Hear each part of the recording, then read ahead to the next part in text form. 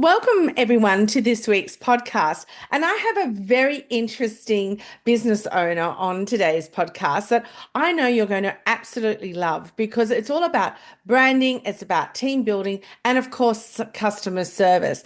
But how I met my intriguing guest this week was I had recently moved to the Southern Highlands 5 years ago, and I had my small puppy, and I was coming up to a time where I'd be going away and there'd be nobody to look after my puppy. And I thought to myself, what am I going to do?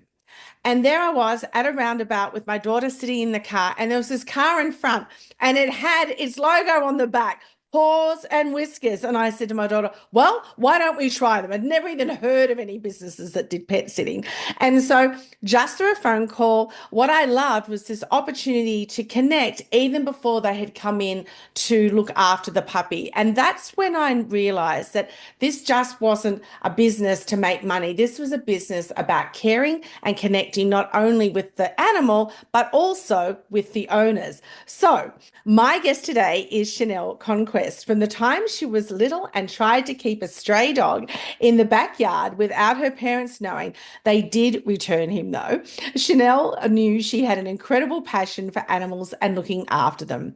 Over the years, she's volunteered at local kennels to gain knowledge and experience, completed courses in animal studies, and even began a journey into vet nursing before deciding to open her own business and provide care and support to the Southern Highlands community and the furry, feathery, and scaly family members. Chenelle opened Paws and Whiskers in 2016 when she noticed a gap in the market for a service that not only provided pet sitting and dog walking, but a service that provided genuine peace of mind and a true passion for the happiness and health of animals, which is what continues to drive her business today. So welcome, Chenelle. Thank you so much for joining me on this week's podcast. Thank you, Michelle. I'm really grateful that you've asked me to come on and given me this opportunity to speak a little bit more about the business. It was very sweet when you reached out. I was like, me? So I'm really grateful that you asked. And look, I'm really going to love this conversation. And I know my audience, that many of them in hospitality globally are probably thinking, what has this got to do? Well, it has got to do with everything because as I said, it's branding, it's customer service, and it's that team retention, which is not just bound to certain industries, it's across all industries. And building a business, whether it's your own or whether you're a leader in an organization, we can't rest our laurels on any of those three key components of a business. So let me ask you, we've heard a little bit about your background, but what actually inspired you to turn your childhood love for animals into a thriving business? And what did those early days of Paws and Whiskers look like to you? The honest answer is that I was working in a job completely outside of pet care. So I had done the vet nursing initially, realized it wasn't for me. It's a really hard emotionally industry to be in. And I realized I just wasn't cut out for that at all. So I left it. As you know, I was a young mum, so I literally left it to the wind. I was like, whatever, I'm just going to get a job and make money to pay bills. So I was working in retail, I was working in hospitality, and then I moved into aged care, and I was really feeling like quite depressed. Like I was like, this is not what I want to be doing with my life. I would wake up dreading going to work. I would come home so grateful that my shift had finished. And then I hit a point where, say, if I had 3 days off in a row, I would be beside myself knowing that I had to go back to that job in 3 days, like 3 days of not working. And I still was like, oh my gosh, I have to be back there. So I kind of hit a point where I was like, I'm feeling depressed. I'm feeling like I'm lacking any sort of like pathway in my life. I don't know what I'm doing with myself. It was a bit of a quarter life crisis or something. And I was like, I need to do something to actually bring myself happiness and make me feel like I have a bit of purpose, because I felt like I was just going to work, hating it, coming home, being a mum, dreading having to go back. And then it was just like a really vicious cycle. Yes. I didn't do anything for myself either. I didn't have any hobbies or do nothing. So I was like, what like brings me joy? What sparks joy? And I just took to Google. I was like, all right, I know animals make me so happy. Like no matter at the end of the day, if I get home, my dogs are home, like I'm happy. So I was like, I need to do something. But I didn't even know pet sitting was a thing. Like I didn't know it was something you could do for money. So I got on Google and I was like, all right, jobs in the animal industry. And all these things came up, like groomer. I was like, I'm not qualified for that. I'm not going Mm, to do that. Vet nursing, I was like, I've already established I can't do that. All these other little things that you either needed like qualifications for. I'd have to go back to school. And I had a mm, 5-year-old. I was like, I just can't. Like I can't dedicate that kind of time when I've got him. mm, And so I was scrolling like jobs in the animal industry. And then it was just like a little caption for dog walking and pet sitting. And I mm, thought, oh my God, like how fun and adorable. I could mm. do that. So it was like 2 in the morning, 1 in the morning. I'm laying on my phone and I was like, all right, what do you have to do to be a dog walker? It was pretty simple, to be honest. It was like advertise in your local community, rock up to people's houses, walk the dog. I was like, that is perfect because that's something I can work on my days off. And it's Mm. something that is really like low key, casual. I can be around animals. It'll make me happy. It'll make me feel fulfilled. And I'll just have that little bit of like something to look forward to between those days at my other Yes. job. So I started doing that. I got onto Vistaprint, found like a cute little logo, just what I didn't care at that point. I was just like, I Yes. just want to do this. So nothing mattered. I didn't worry about my business name. I didn't care about any. So that's why I wear Paws and Whiskers because I just thought it was cute at the time. So that's where that came from. And I Googled other businesses in my area just to make sure there wasn't something already called that because I was going to call it something else that was actually already taken. It Right. related to what our area, like the Southern Highlands, is called. So I just came up with something else and got my little cards on Vistaprint and they came a week later and I was like, oh, this is fun. And took them to the vets and I said, oh, can I just put these here? And, I'd love to walk dogs if any of your clients need that kind of thing. I don't know. Like at the time, I didn't know. I was like, maybe I'll get 1 or 2 dogs and that'll make me happy. And so I put them at all the local vets, pet shops, things like that. Didn't think much of it. And then I got a call and I was like, oh my God, like I know what this is because no one calls me. So I picked up the phone and I was like, hello. And I didn't know what to say. I was like, hello. And the lady said, oh, I've picked up your card at the local vet. I have a dog. We're going away for a couple of days. We need someone to come and look after him. And at that point, I actually was like, oh God, I haven't thought of what to do at this point. I was like, oh, okay, well, I can do that. I didn't know what to say. I hadn't actually sat down and planned anything because this really did just start out as something I just wanted to do to be around animals. So I hadn't Yes. actually given it any thought other than that. So long story short, I've done the meet and greet and I've met her, I met the dog. She showed me how I'd get in, showed me where all the stuff would be, how to let him outside, where his food was. And then they went away the following week. And I went over and I visited him. And I got there, and this little dog was going crazy. He was jumping all over me. He was excited. He was bringing me his toys. We went outside and we played. I initially said that our pet care visits were only going to be like 20 minutes, and they still are now. Mm. But in the beginning, I was like 20 minutes. And then I think I was there for like an hour. And I was just playing with him, did his water, fed him. And the saddest thing was when I was leaving, he just sat at the door, like, where are you going? Like, that we're hanging out. And I left. And the feeling I felt like after spending that time with him and just making him happy, texting the owner a few photos saying, hey, he's all good. He's been fed, he's been let out to the toilet. She was so grateful and like excited. So Yes. between the dog and that lady's response to just what I felt was, big whoop, but like I've just come and done the job I said, I was like, wow, this feels so good. Like Mm, this feels way better than anything I've done for the mm. past 4 or 5 years regarding work. And that's when I kind of knew, like, I didn't think to myself, oh, this could be a really big thing, but I was like, this is what makes me feel good and alive and Yes. helpful and purposeful.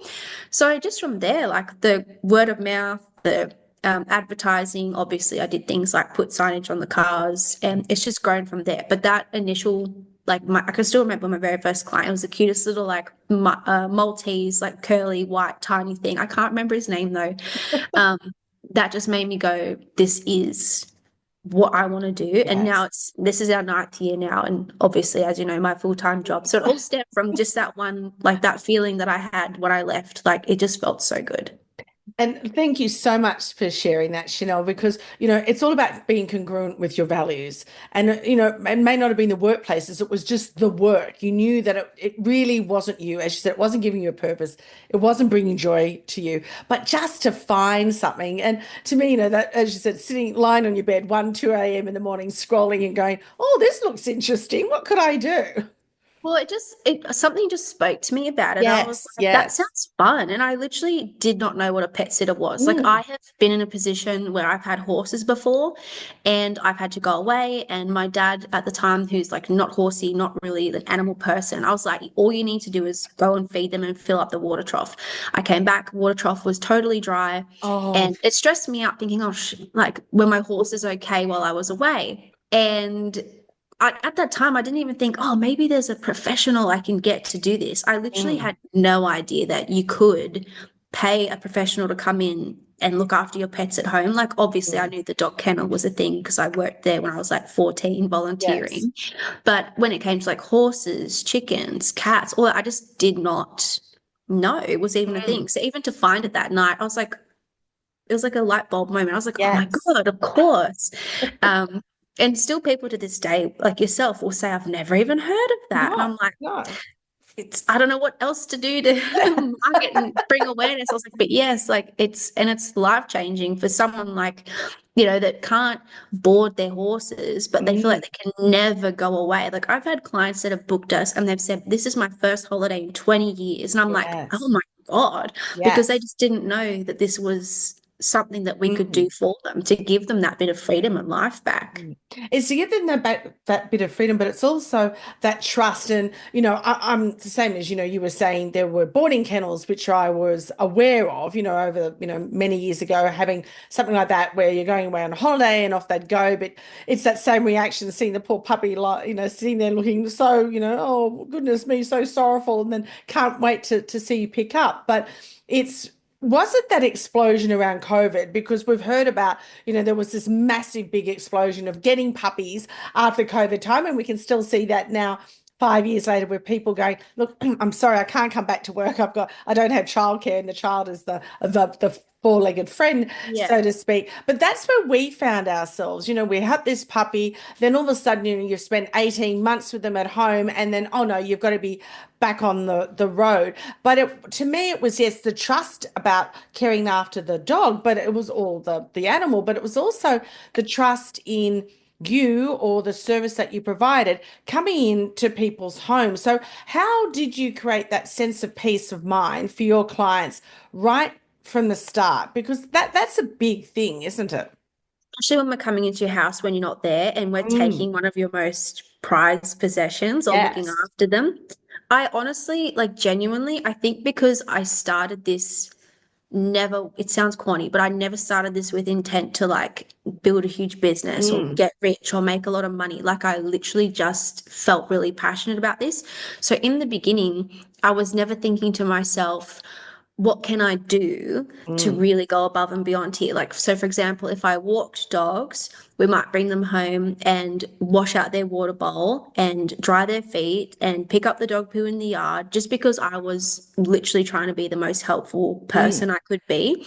And I think that the fact that I was just naturally going above and beyond for everyone. And I did have really strict boundaries around like where people needed to keep their key, Mm. whether we had permission to take their dogs to the vet or not if something happened, reassuring people like if this happens on the walk, we will take your dog into care or whatever. Like that Mm. just was a natural part of what I wanted to do.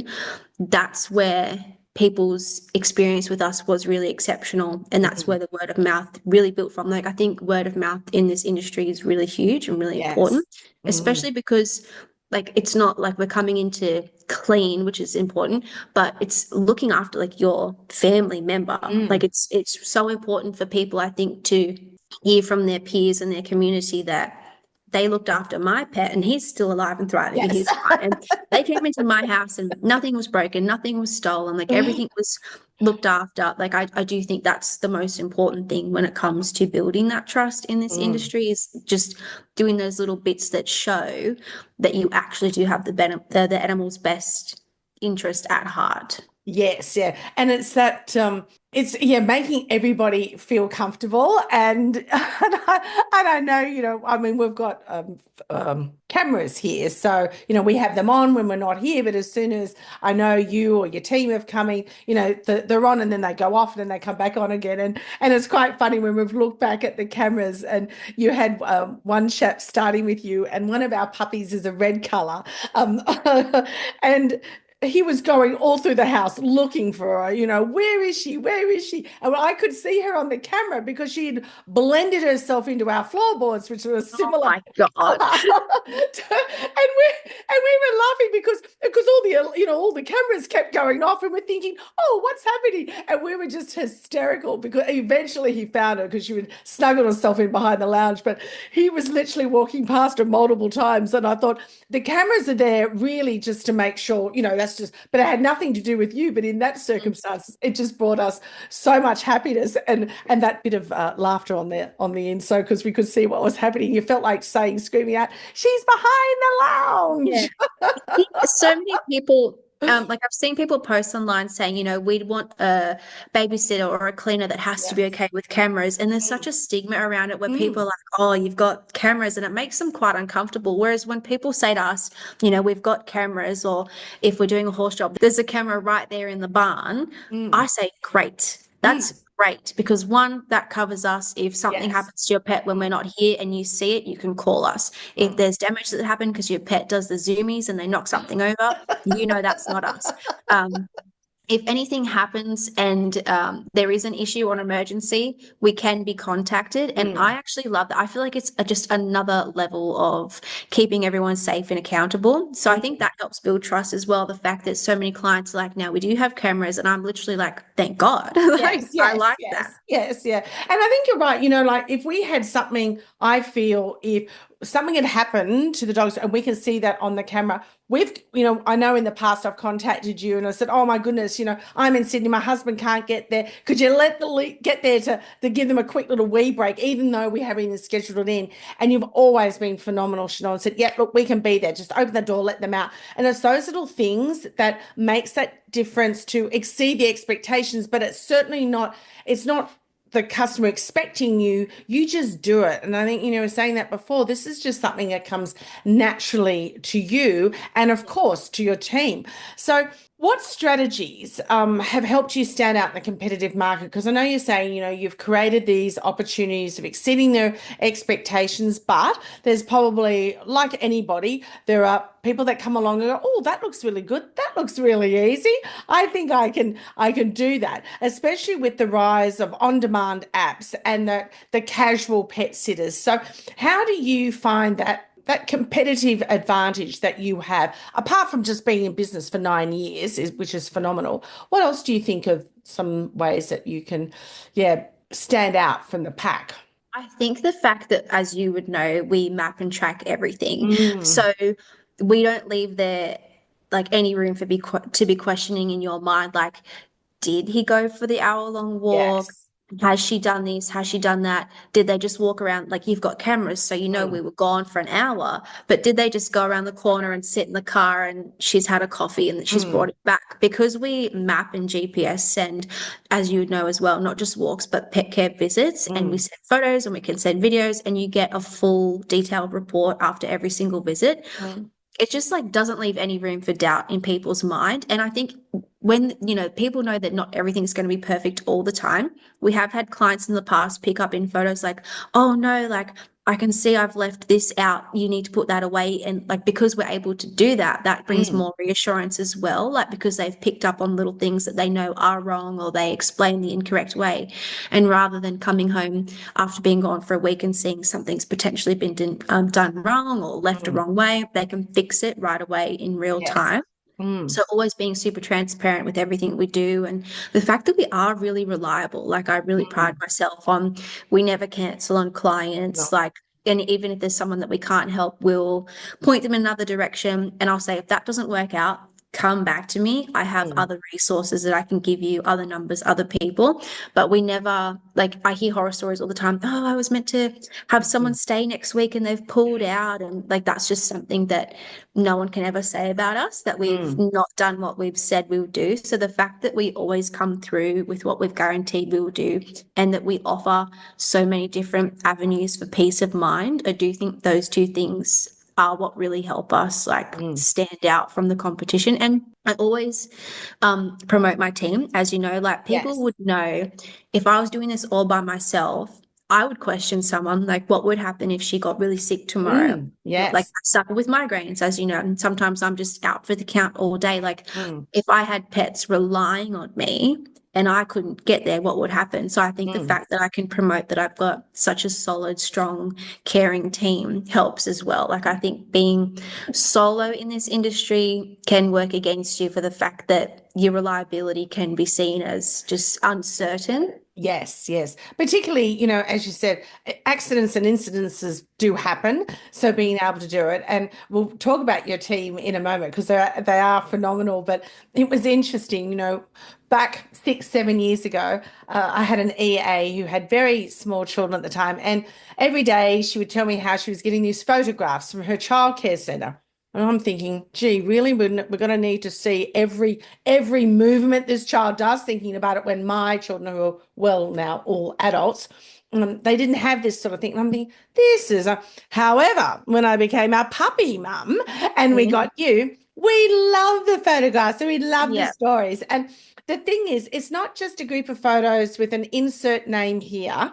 It is really beautiful little stories. And, there's every one of your team always make it really personal. And they'll be Mm. talking about, how they're barking, or we have one that thinks she's a she-wolf, but she's not. And they're howling. But it's those really cute stories. And Yeah. you're right. I mean, I didn't even think about the GPS tracking. I don't even look at that.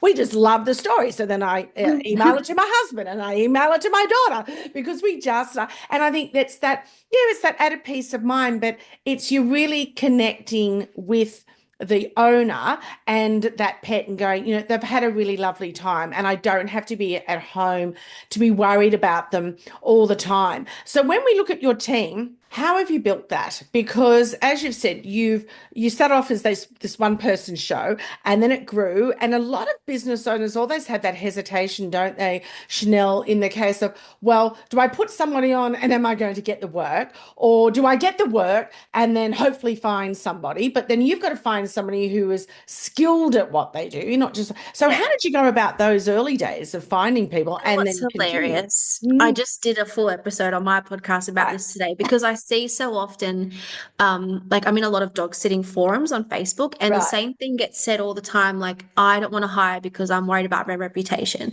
I'm worried Yes. people aren't going to care about this business as much as I do. I'm worried that this is going to go wrong. And there's just so much fear around it. And Mm, I'm like, why don't you flip that and think about what's going to happen in 10 years' time if this is just your business mm. and it's just you and a list of clients? You can't sell that. It's not No, an it's asset. not. You've Mm, just spent 10 years of your life dedicating all your time, effort, hard work into something that, if you choose to walk away, could potentially be worth nothing. And that's you've got right. nothing. Mm, Two, if you're by yourself and you're never going to go on vacation, you're never going to get sick, you're never going to get hurt, like, what are you going to do? mm, Like, aren't you more scared of that? Or because this is the things I had to tell myself. mm, Well, there's been times where I've gotten to a job that it was meant to be bread and butter, easy job. Something's gone wrong. There's an emergency. I'm stuck there for hours. What mm. if I've got a whole other booked day of clients relying on me? That is Yes. more scary to me than the potential mishaps of staff. Mm. Something else I had to remind myself was, so I'm just patting my dog to keep him quiet. Um, Something else I had to remind myself was, you know, everywhere you go, there's employees, there's Yes. shop fronts, and everyone has staff. If every single person in the world was a bad employee, no one would have employees. No, Like, how that's many right. places do you go to, whether it's a cafe, a hairdresser, a restaurant, and there's staff and they're Yeah. working and the business is okay? You've gone there, obviously, you've heard good things. Yes. Staff are such an asset, and there's too much fear around what could go wrong, and people don't think, like, what could go right? How could this help me grow? How Mm. could this help me just like absolutely level up my business to be an asset, like something that I could sell in the future. And all Mm, this hard work that I'm putting in now, one day I could walk away with a bit of money if I choose to sell it or something. mm. So first of all, you need to like have confidence in that, flip your mindset that it's actually probably more scary to do everything yourself. Yes. And I would not just rush into hiring just for the sake of having an employee. When I first started, I just had friends help me, like Amy. She Right. would Oh, let me, yes. she had one day free a week.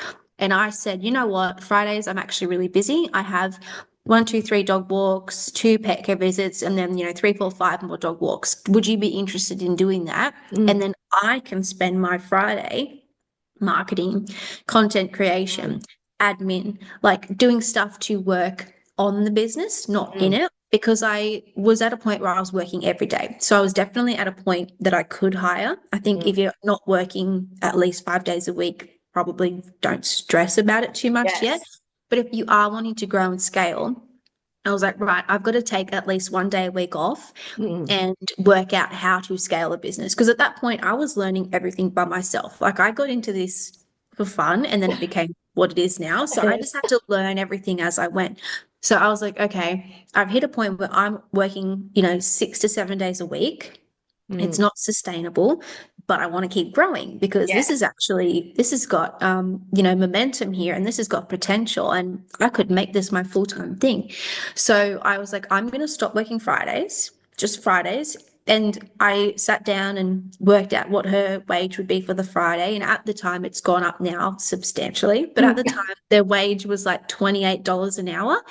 Um, so I was like, okay, if she works 6 hours, 6 times 28, that comes to this. I know that what I charge all these clients comes to more than that. So Mm. let's work out once I pay her super and pay her this and that Yes. and the other. I said, okay, there's actually still, $100 left over there. Mm. So instead of seeing that as losing a couple hundred to pay Amy, I saw Mm. it as I'm getting paid $100 to sit at home on my computer and Mm. work on my business. I really Yes. had to change my mindset of it's not leading to money loss, it's leading to money growth. And Mm. obviously now, I have like 6 employees and Yes. multiple six-figure business when it just started off, oh, wow, $200 a week. This is amazing. This is a fun side hustle. So it all came back to just, yeah, flipping my mindset that, yeah, staff are expensive, they cost money, Mm. but there's no way I could have scaled to this point if I didn't have my staff on. Like I Mm. couldn't be done. I could Yes. not do all this by myself. So it's been a lot of like trial and error.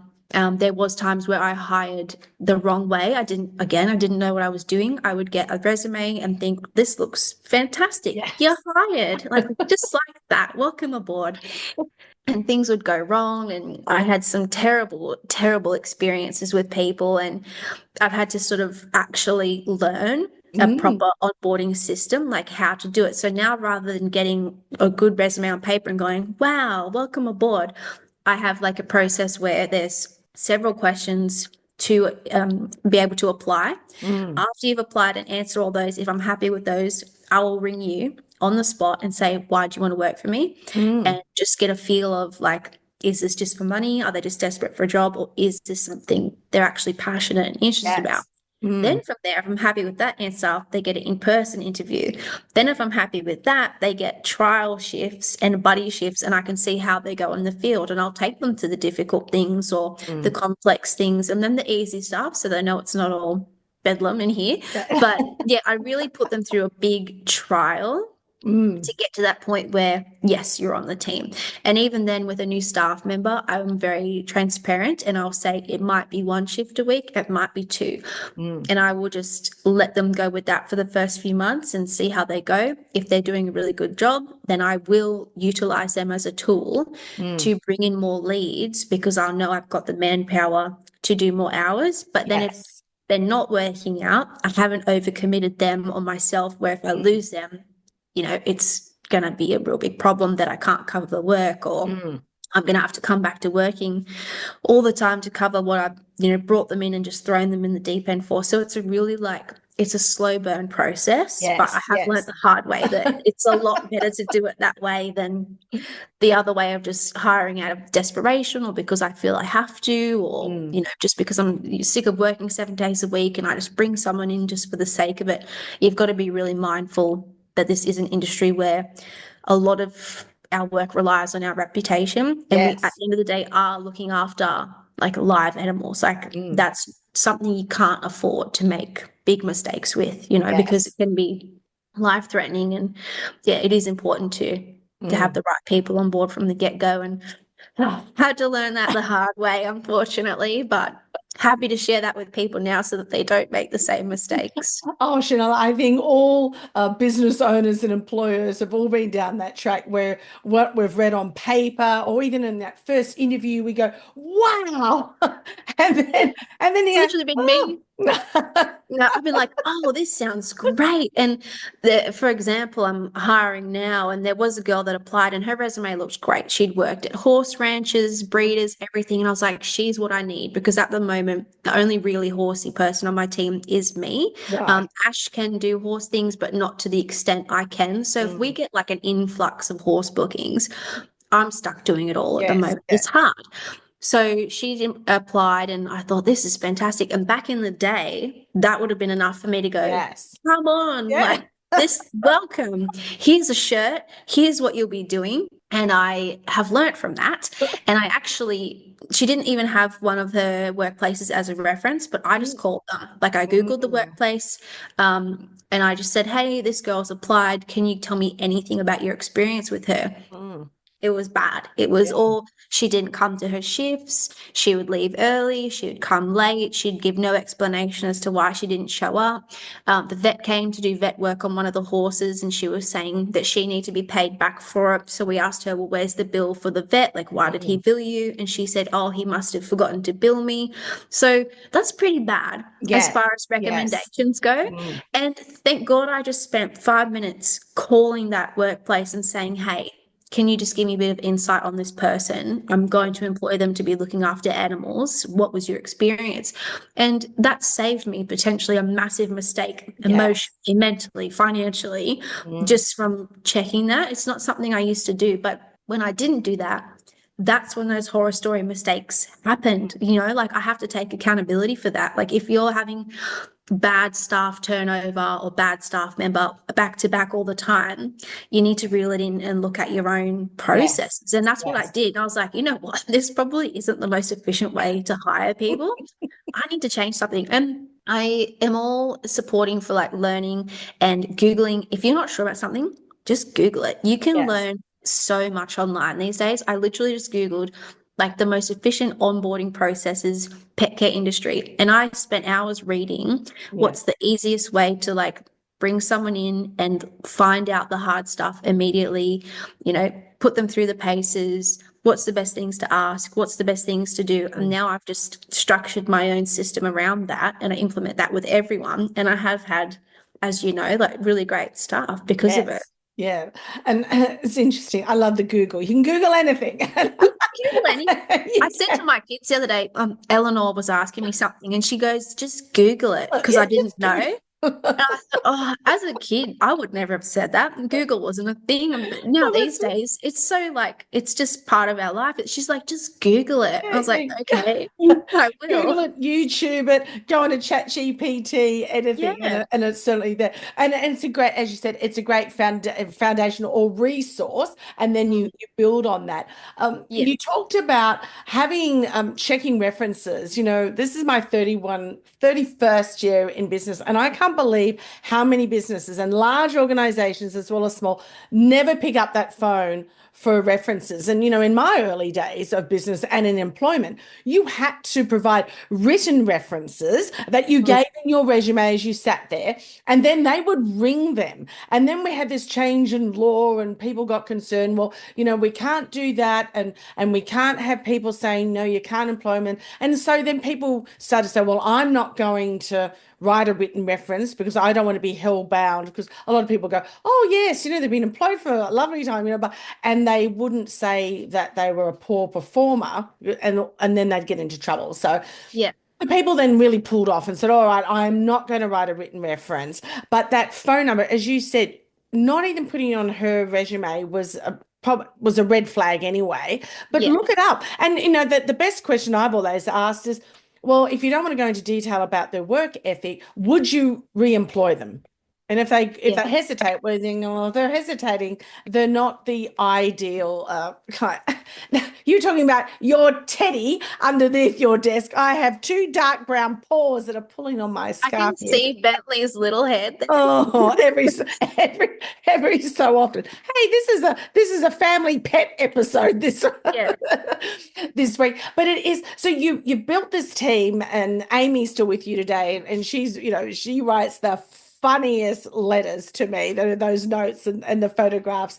Audience, if you're looking for pet care in the Southern Highlands, this is the Paws and Whiskers is the place to go. It's a wonderful, interesting, but it's having those little fun notes that make that difference, and it's building up that customer loyalty. So how do you build up that customer loyalty? Because as you were saying back then, employing her, it was that one day a week. Do you feel now to continue that competitive advantage, but to let people know, hey, we exist, this is what we do? How do you go about your promotion and marketing of your business, Chenelle? Oh my God. I'm pretty sure I do everything that you could ever imagine. I think that's important too. Like, I think, no, I'm not sure if it's industry specific to us or not, but I think because people like yourself need your dog walked, Mm. people like me that have the business just assume, well, I do what she needs, so she will simply book. Like, it doesn't work that way. You actually need to every day, like, you need to be promoting and saying what you do every day because you might get 10 new followers next week and you've been posting about, pet care visits and they don't know that you do dog walking. So Mm. you actually need to be posting what you do to social media every single day and Mm. alternating. So as you'll see, or you would have seen on our socials, like we might post that we dog walk and the next day I'll do the dog adventures and the next day I'll do equine care and then I recycle and I come back to dog walking. And I constantly say we're a dog walking pet sitting business because you never know who's going to see your content or who it's going to reach and they don't actually know what you do. But they'll see Paws and Whiskers and they'll go, what's that? So I'm Yes. always relaying our message of who we are and what we do. And I think what's important as well is people want to feel like their pets are loved. Mm. So even though, yes, someone might need a dog walker, they want to know that that dog walker has their dog's interest, safety, all the goals that they have, whether it's weight loss or just burning energy at Mm. heart and understanding. So I will create content that's not salesy. It's not, hey, we do dog walking, it's $30. Like I Yes. Yeah. that's people just go, oh, $30. I'm not gonna do that. So I will curate it more like, our clients love that they can go to work all day and be guilt-free knowing that their dog is having a toilet break, is getting its exercise. They aren't going to come home to chewed pillows or chewed shoes or poo Mm. and pee everywhere in the house because their Mm. dog has been looked after. And not only that, our clients love that they get photo updates on their lunch break. They can see, the exciting adventures their dogs have been Mm. on. So a lot of our advertising is based around like problem solving and client experience. I don't Mm. really get online and say, hey, we do pet sitting. Like I Yes. don't say that. I'll Mm. come in and say, Michelle's gone away, or I won't say that, but our client's gone away and she's loving her twice daily visits for her dogs and Mm. ABC. And I'll really talk about just problem solving and Yes. reassurance Mm. over the actual service. It's pretty obvious if I'm saying, our clients away, we're visiting their dog, feeding this and that. It's obvious what we're doing. So I don't Mm. need to come in again and say we're doing pet care visits. That's self-explanatory. What I need to do is like hit people's pain points, hit their emotions so they can have an understanding of how beneficial our services are going to be to them. Mm. And obviously I'm everywhere. Like I think is it a statistic? You have to sort of be advertised to 7 times before you'll Yes. buy. So we're on Facebook, we're on the community pages, we're on buses, we're Mm. on flyers, we're on cards at the vet, at the bar, at the co-op, at pet stores. I have partnerships with a local pet store where I offer on their behalf a gift for everyone that buys a puppy or a cat from them. They get a gift from the pet store, but it's actually from us. So they Perfect. get to like give more to their clients, but it's still advertising for us. So Yeah. I have lots of different avenues where we're constantly popping up. I have core Mm. flute signs because brand awareness is massive. Because again, we've been in the Highlands for nearly 9 years, and I'll still have people call me like, I didn't even know you existed. Existed. I have to try not to take that personally. I'm like, okay, what do you mean?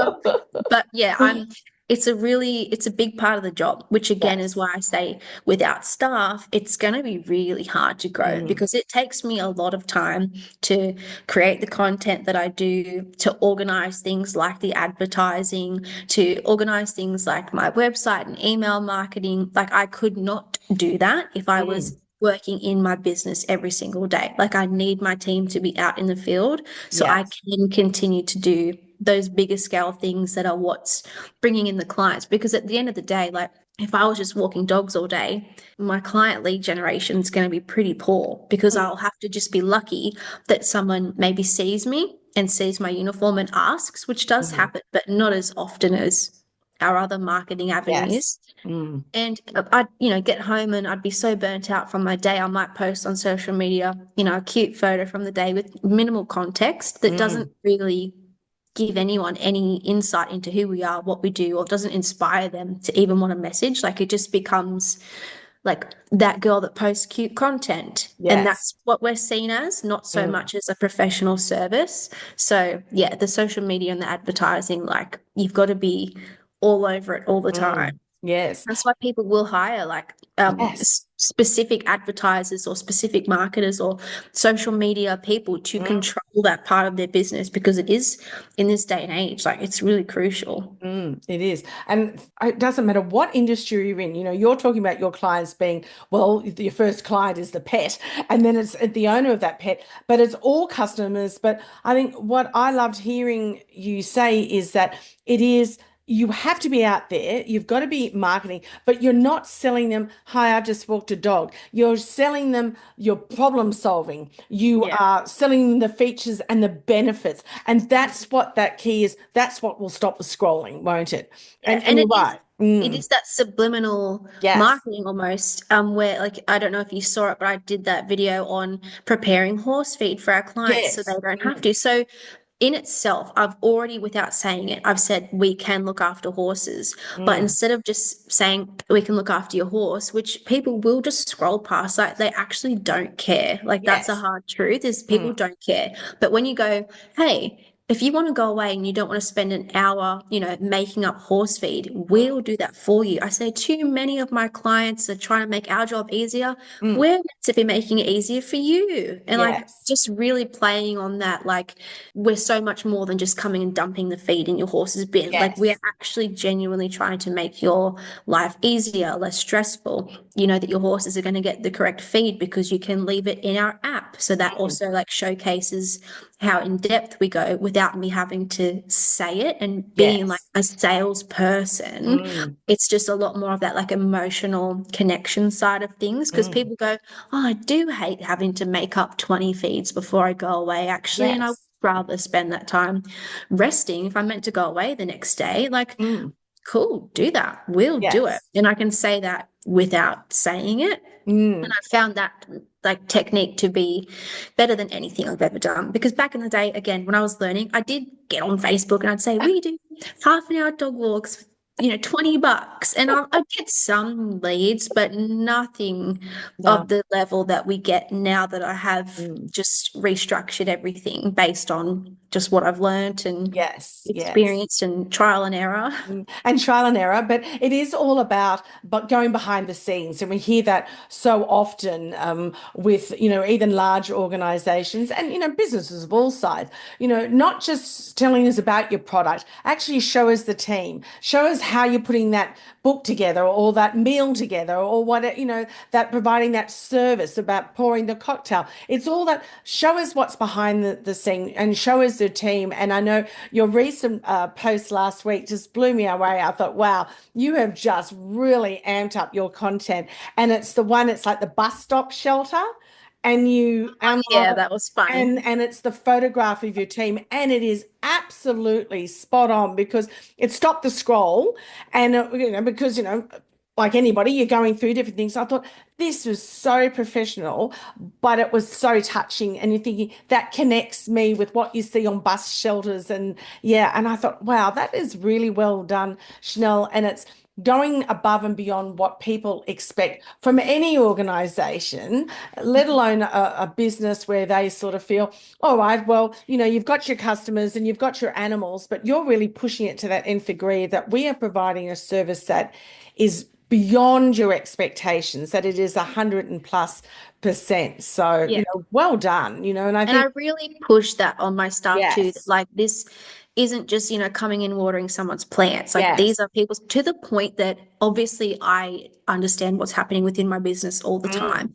And I went away and I had someone stay overnight, one of my contractors, but I also had the girls visit and walk Teddy for me during the day. And even mm, though they know I trust them, and like, you would think they don't really need to get in contact with me, I mm, got the exact same messages, the yes. exact same photos, the exact same videos as any of my clients would. And they're like, hey, Chenelle, we're just letting you know Teddy's been for his walk. And when I arrived, he was this and that. And this is what we did on our walk. And here's where we went. And all these cute photos of him. And they did not treat me any differently than they Yes. would have treated any of my clients. So that's how I know, like, they really understand what we're trying to do here, because there was no, like, I trust them. I wouldn't have even Yes. need to hear from them. But the fact that they're like, no, she's going to get the exact same experience that our clients do, like, Mm, yeah, it's really ingrained in them that it's an yes. important part of the process. Yes, and it is, and that everybody is the same because it's the inconsistency in service that we Mm. know that really is the major bugbear for customers, and they'll go, we'll go somewhere else. So when everybody's got that consistency,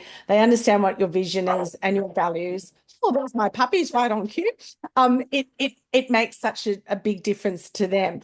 So tell me about what is the most funniest or weirdest animal you've ever had to look after? Well, we've done an ostrich, Oh, that's and interesting. yeah, there's actually three, and it sounds fun, but they're actually quite full on and aggressive. So that's been funny and interesting. Like, they get certain feed and they get hosed down when it's hot. So they'll open their beaks up and you sort of spray the hose Oh, around, and yeah, right. it's really cute. So we've done some ostriches, which was interesting.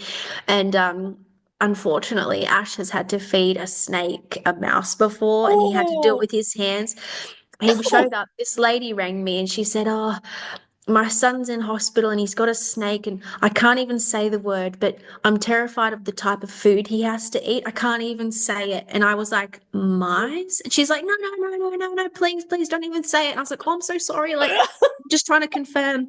And she's like, I've called the pet shop. They know what he needs. Like, you need to send someone. I'm not even picking them up. I don't even want them in my car. And I was like, okay. So I've rang Ash because he's good with snakes. I'm not. And I said, look, here's the situation. I said, she said that her son's got the setup, the tongs, everything. All you need to do is put it in the tank. And that's, I know some people won't like that, but that's just the way it is.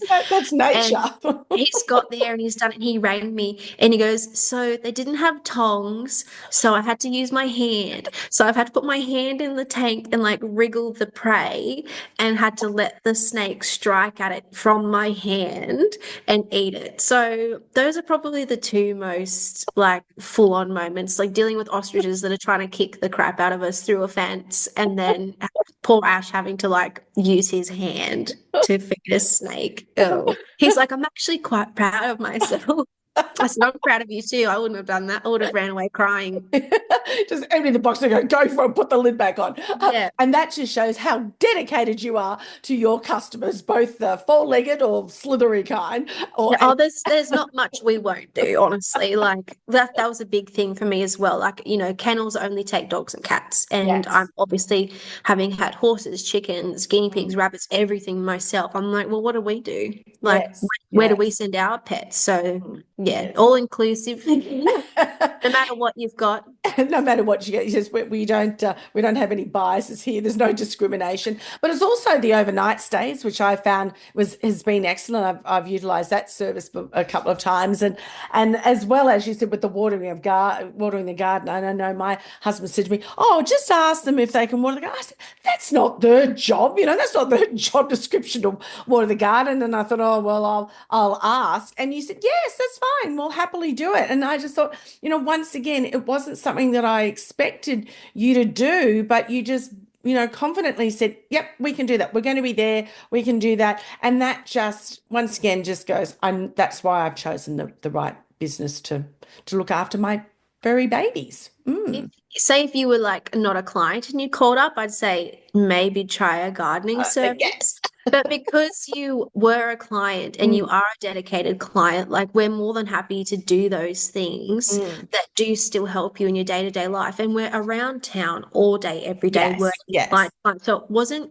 in my eyes, it wasn't much to do for you Mm, to keep you happy as a mm. client. Like it just, yeah, it wasn't a big ask. And I think the little things like that make such a massive difference because Yes. it does show that we're dedicated to you as a person, not just as like, oh, well, your dog's not there. Like, we don't Mm. care. Like, I always Yes, want my yes. clients to know, like, you are important to us. And if that's going to make your life that little bit easier and you have Mm. been a client for a long time, yes, we'll do it. Yeah, just those little added touches, that Yeah. added value that makes such the difference. I have certainly enjoyed our conversation, and as I said right at the beginning to my audience, that this is a different conversation, but this is an industry. It doesn't matter what business you're in, that branding and communication is key.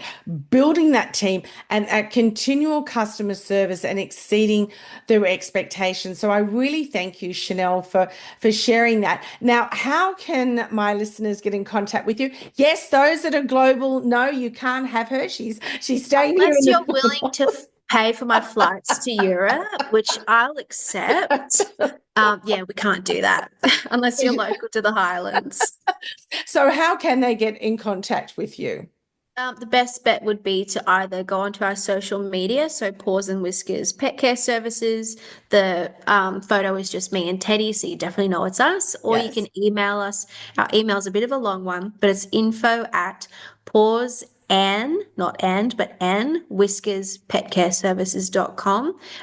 Or you can call me anytime on 0423 817 715. Excellent. Well, look, I'll put all those in the show notes as Yeah. well. But before I've two last questions. Is there something that I haven't asked you about your business that you would like to share?